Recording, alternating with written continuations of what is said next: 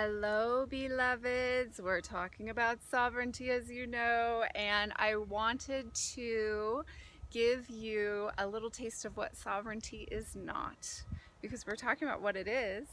And what I have found in my own journey and my own experience with this concept and this term and this whole life path is that it really is a life path, and it takes practice and it comes through in layers. So I shared a story about receiving that scepter, that wand, my power animal, the owl. That was one layer. And recently I have gotten the honor and the pleasure of going back to those sacred lands that are so near and dear for me and my heart. They're my medicine places. So when I go back to them, I receive another layer of sovereignty. And the last trip that I took to Ireland and to Glastonbury, to Avalon, was a very, very deep layer. So it feels like I have stepped up on this path of sovereignty to a completely different level that I didn't even know was possible. I didn't even know it was there.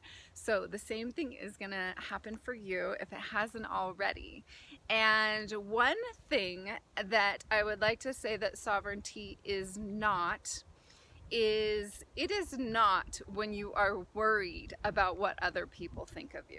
So if you are on social media and you're trying to get other people to really like your stuff and to really think you're amazing, that's not a moment of sovereignty. Okay, we all do it. It's fine. It is what it is. That's the world we live in.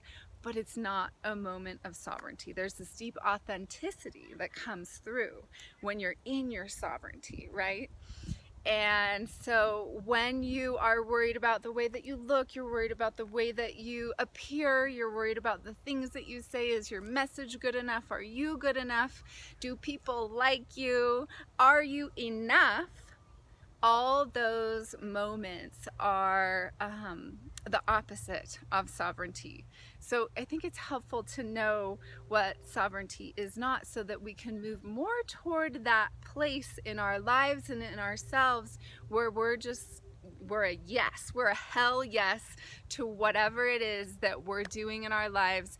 And the truth is, my love, is that no one can do your life for you. No one can take the steps that need to be taken for you in your life. So I encourage you to just wake up each morning and to put your crown of truth and your crown of who you truly are on, and then carry that crown with you throughout the day. Get your scepter on, carry that staff. Pull out that sword of truth whenever you feel that you've got something that needs to be expressed. We'll talk a little bit more about what sovereignty is not in the days to come, and I look forward to seeing you there.